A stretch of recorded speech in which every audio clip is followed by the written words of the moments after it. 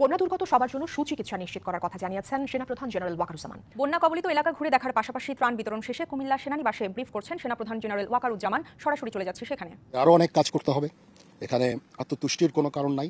আমরা চেষ্টা করে যাচ্ছি আমাদের সাধ্যমতো। আমরা নিশ্চিত করছি যে কেউ বিনা ঔষধে থাকবে না। ব্যাপার থাকতে পারে যে হয়তো অনেকে আমাদের কাছে এখনো গ্রাউন্ড রিপোর্ট নাই যে কেউ হয়তো ত্রাণ না পাওয়ার জন্য মারা গেছে। আসসালামু আলাইকুম সম্মানিত দর্শক শ্রোতা, আজকের এই ভিডিওটি অত্যন্ত গুরুত্বপূর্ণ। বাংলাদেশে বন্যা কেন হলো, ভারত থেকে কেন পানি ছাড়লো, অবশেষে গোপন তথ্য ফাঁস করলেন সেনাপ্রধান ওয়াকারুজ্জামান। দর্শক শ্রোতা, বাংলাদেশের বর্তমান বন্যার পরিস্থিতি নিয়ে সর্বশেষ আপডেট জানালো ওয়াকারুজ্জামান সেনাপ্রধান। দর্শক শ্রোতা, বাংলাদেশে বন্যা কেন হলো এবং বাংলাদেশের বন্যার কত মানুষ ক্ষতিগ্রস্ত হয়েছে, চিকিৎসার অভাবে কত মানুষ মারা গিয়েছে, কত কত পরিবার নিখোঁজ হয়েছে, কত গ্রাম পানির নিচে ডুবে গিয়েছে। দর্শক শ্রোতা, অবশেষে সকল তথ্য ফাঁস করলো সেনাপ্রধান ওয়াকারুজ্জামান। তার মুখ থেকেই আপনারা বিস্তারিত শুনবেন। তো বেশি কথা না বাড়িয়ে আমরা ভিডিও ক্লিপে চলে যাচ্ছি। সেনাপ্রধান ওয়াকারুজ্জামান বাংলাদেশের বন্যা পরিস্থিতি নিয়ে কি বললো, তো চলুন আমরা ভিডিওতে চলে যাই। আপনারা মনোযোগ সহকারে ভিডিওটি দেখতে থাকুন। নিশ্চিত করছি যে কেউ বিনা ঔষধে থাকবে না। ঔষধ এবং চিকিৎসা আমরা এনশিওর করব। আমাদের আরও অনেক কাজ করতে হবে, এখানে আত্মতুষ্টির কোনো কারণ নাই। আমরা চেষ্টা করে যাচ্ছি আমাদের সাধ্যমতো। আমাদের সাথে এত গহীন জায়গায় গেছেন, আপনারা দেখেছেন যে আমরা কত ডিফিকাল্ট জায়গায় যে ত্রাণ দিচ্ছি। এখানে প্রায় 96টা বোট, বিভিন্ন টিম এই সমস্ত জায়গায় যে ত্রাণ বিতরণ করছে। আর আমাদের বড় যে সমস্ত হেলিকপ্টারগুলো আছে, ওগুলো যে সমস্ত বড় বড় জায়গায়, ওখানে আমরা খাবার, ঔষধ ইত্যাদি আমরা ড্রপ করছি, আমাদের টিমগুলো ড্রপ করছি। আর যে সমস্ত জায়গায় বড় বড় হেলিকপ্টার যাচ্ছে না, সেগুলো যে ছোট ছোট হেলিকপ্টার এখানে দেখতে পাচ্ছেন, এই হেলিকপ্টারগুলো ভরে আমরা সব মেটেরিয়ালগুলো আমরা ড্রপ করছি যে সমস্ত জায়গায় বড় হেলিকপ্টার যেতে পারছে না। আর আমরা তো এই যে life line Dhaka Chittagong highway আমরা রিপেয়ার করে ফেলেছি। এখানে আমরা 22-23 হাজারের মতো লোকজনকে রেস্কিউ করেছি। এখানে হেলি রেস্কিউ হয়েছে প্রায় 47 জন হেলি রেস্কিউ হয়েছে। এখানে এই চিটাগাঙে আমরা 16 জনকে অপারেট করেছি যারা মা হয়েছেন, এবং ঢাকাতেও আমাদের পেশেন্টরা আছে। এবং আমরা নিশ্চিত করছি যে কেউ বিনা ঔষধে থাকবে না। ঔষধ এবং চিকিৎসা আমরা এনশিওর করব সবার জন্য। খাবারের যেই সংকট আছে, পানির যে সংকট আছে, সেগুলো আমরা এনশিওর করব ইনশাআল্লাহ। সবাই মিলে ওখানে দেখলাম অনেক ভলান্টিয়ার, ছাত্ররাও কাজ করছে, অনেক ভলান্টিয়ার অর্গানাইজেশন কাজ করছে। সবাই মিলে ইনশাআল্লাহ আমরা এই ডিফিকাল্ট সময়, এই যে এখন যে বন্যা, এটাকে আমরা মোকাবেলা করতে সমর্থ হব। আপনাদেরকে অনেক ধন্যবাদ এই যে আপনারা আমাদের সাথে এত ডিফিকাল্ট জায়গায় যে এই সমস্ত খবরগুলো কভার করছেন এবং দেশ এবং জাতিকে জানাচ্ছেন যে কিভাবে বিভিন্ন লোকজন সবাই কাজ করছে। খালি সেনাবাহিনী না, এখানে নৌবাহিনী, বিমান বাহিনীও কাজ করছে, ছাত্ররা কাজ করছে, অনেক ভলান্টিয়ার অর্গানাইজেশনস কাজ করছে।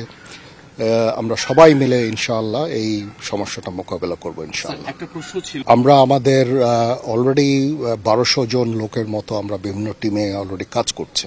দরকার হলে আমরা আরও আমাদের সৈনিক পাঠাবো যারা এই সমস্ত ইন্টেরিয়রে যে থাকবে। এবং আমার মনে হয় না যে এটা খুব একটা সিরিয়াস কোনো সমস্যা হবে, এবং আমরা এই দিকটা আমরা দেখব। এবং শিশু খাবার যেগুলো আছে সেগুলো আমরা পাঠাচ্ছি ওখানে।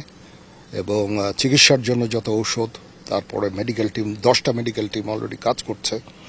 বিভিন্ন উপজেলায় যে ওটিগুলো আছে সেগুলো অপারেশনাল করার আমরা চেষ্টা চালিয়ে যাচ্ছি।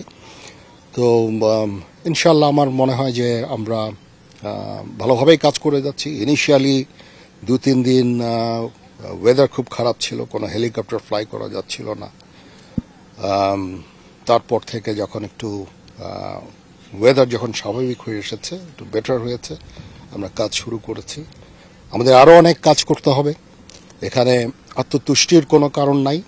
আমরা চেষ্টা করে যাচ্ছি আমাদের সাধ্যমতো।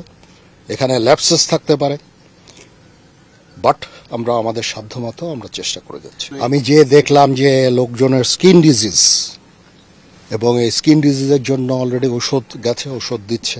তারপর ডায়রিয়া হওয়ার সম্ভাবনা আছে, এবং এটার জন্য যে ওরস্যালাইন, প্রচুর ওরস্যালাইন আমাদের আছে, আমরা আরও ঔষধ পাঠাচ্ছি।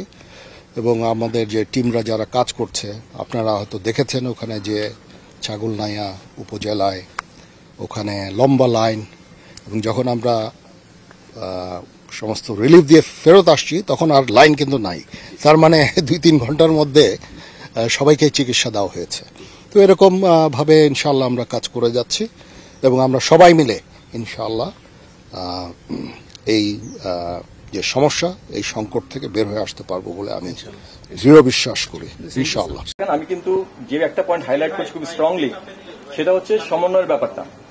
এই যে সমন্বয়হীনতার যে ব্যাপারটা কিছু কিছু ক্ষেত্রে যেটা আমরাও অবলোকন করছি, এটা আমরাও চেষ্টা করছি যত সমন্বিতভাবে এটা করা যায়।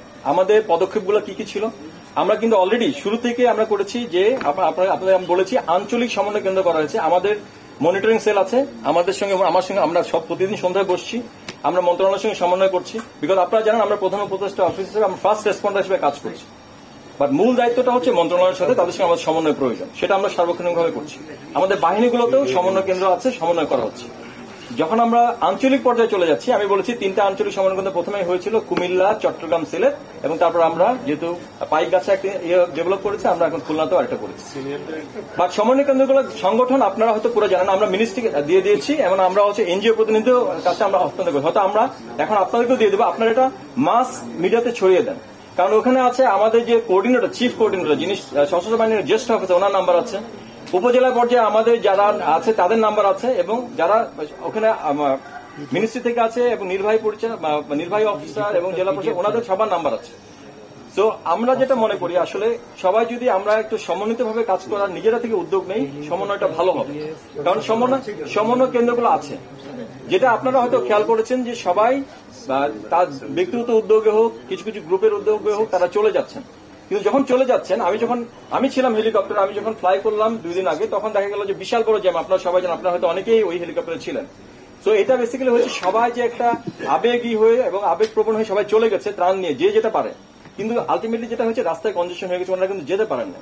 সো আমাদের যদি এমন হতো যে সমন্বয় কেন্দ্রগুলো যেগুলো আছে এগুলোতে রিপোর্ট করে যে আমরা এই পরিমাণ আছি, যেমন ওনারা যেটা করছেন, ওনারা কিন্তু আমাদের কাছে দিয়ে দিচ্ছেন। আমরা যেখানে সম্ভব আমরা কিন্তু ট্রান্সপোর্ট এয়ারক্রাফটে পাঠাচ্ছি, যেখানে আমাদের রাস্তায় সম্ভব আমরা রাস্তায় নিয়ে যাচ্ছি, যেখানে আমাদের হেলি ড্রপ করতে হয় হেলি ড্রপ করছি। আমরা কিন্তু বুঝছি আসলে কোন জায়গায় দরকার হবে। আর একটা জিনিস আছে, সেটা বলেন যে আসলে আপনি যে প্রথম যেটা বলেছেন মানুষ মারা যাওয়ার ব্যাপারটা, এটা আসলে খুবই দুঃখজনক। এটা তো আমাদের কারো হাতে নাই।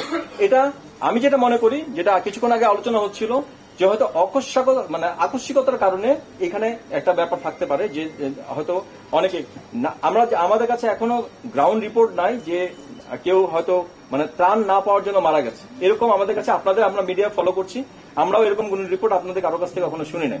বাট যেটা হচ্ছে সেটা হচ্ছে আমরা যখনই কোনো রিপোর্ট পাচ্ছি, আমরা কিন্তু সারাক্ষণ সোশ্যাল মিডিয়া স্ক্যান করছি, মিডিয়ায় স্ক্যান করছি, আপনাদের রিপোর্ট আমরা ফলো করছি, সমস্ত টিভি চ্যানেল আমরা ফলো করছি। যখনই কোনো আমরা আমাদের কাজ করতে হবে এরকম কোন ইনফরমেশন পাচ্ছি, যেখানে আপনারা রিপোর্ট দিচ্ছেন যেখানে ত্রাণ এখনো পৌঁছে নাই, আমরা কিন্তু সাথে সাথে নোট করছি।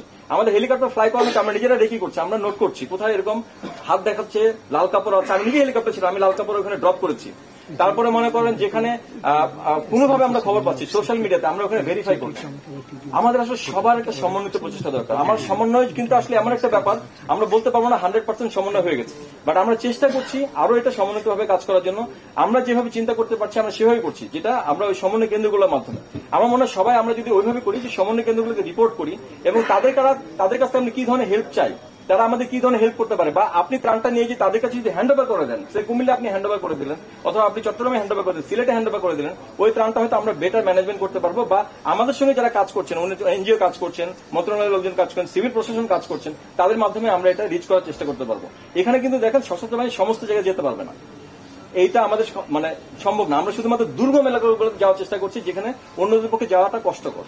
বাট সবার আমাদের হেল্প লাগবে, সবার এই সমন্বিত প্রচেষ্টাটা লাগবে, সবাই আমাদের ওই উদ্যোগীটা হতে হবে। আমরা যদি নিজে কাজ করতে চাই, তাহলে হয়তো সমন্বয়হীনতা থাকবে। আমাদেরকে সবাইকে ওই আঞ্চলিক যে সমন্বয় কেন্দ্রগুলো আছে, জেলা উপজেলা পর্যায়ে, এগুলোকে আমাদের ফোরফ্রন্টে রেখে কাজ করতে হবে, যেটা আমার মনে হয় আরো বেশি সম্মানিত দর্শক শ্রোতা, আপনারা বিস্তারিত ভিডিওতে দেখতে পারলেন সেনাপ্রধান ওয়াকারুজ্জামান তিনি কি বলতেছেন। দর্শক শ্রোতা, বাংলাদেশের বর্তমান বন্যার পরিস্থিতি নিয়ে, বন্যার পরিস্থিতিতে মোকাবেলা করতে গিয়ে কি কি করা দরকার, এবং বন্যার পরিস্থিতির মধ্যে যারা পড়েছে তাদেরকে নিয়ে কি কি করা দরকার, কি কি পদক্ষেপ নেওয়া দরকার, সেনাপ্রধান ওয়াকারুজ্জামান বিস্তারিত সোশ্যাল মিডিয়ার মাধ্যমে জাতির উদ্দেশ্যে ভাষণ দিলেন। দর্শক শ্রোতা, আজকের এই ভিডিওটি অনেক গুরুত্বপূর্ণ ছিল। আপনারা যারা দেখেননি, আবারও সম্পূর্ণ ভিডিওটি দেখে আসুন।